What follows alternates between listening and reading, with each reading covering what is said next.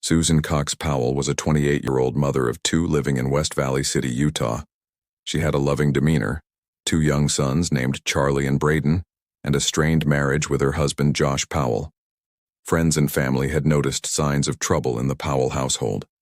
Susan had expressed fear of her husband and even wrote a secret will stating, "If I die, it may not be an accident."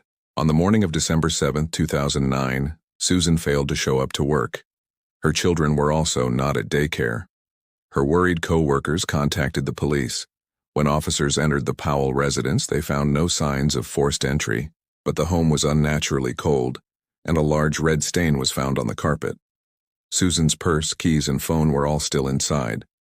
Later that day, Josh returned with their two boys, claiming he had taken them camping in the middle of the night. His story raised immediate suspicions. Who goes camping at midnight during a Utah winter with two small children? His timeline did not match weather conditions or phone records, and the campsite he claimed to have visited showed no evidence of recent activity. Despite mounting suspicion, no charges were immediately filed.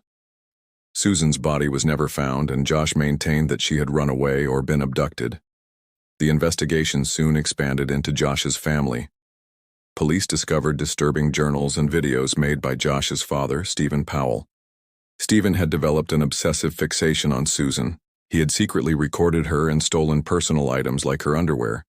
Though Stephen denied harming Susan, he was arrested for voyeurism and child pornography, eventually receiving a prison sentence.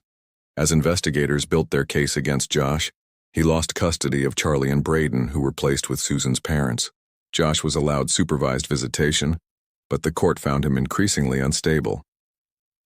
On February 5, 2012, during a scheduled visit, a social worker brought the boys to Josh's rental home in Washington State.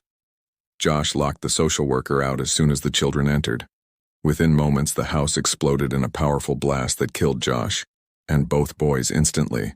Investigators determined Josh had planned the murder-suicide in advance. He had stockpiled gasoline, removed communication lines, and given away his children's toys and books days before. The horror did not end there. Authorities discovered Josh had written farewell messages.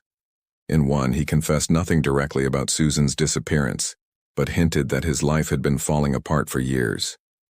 To this day, her remains have never been found. Susan's parents, Chuck and Judy Cox, have since become advocates for domestic violence awareness. They helped pass laws that strengthen protections for children in custody battles involving suspected abuse or violence.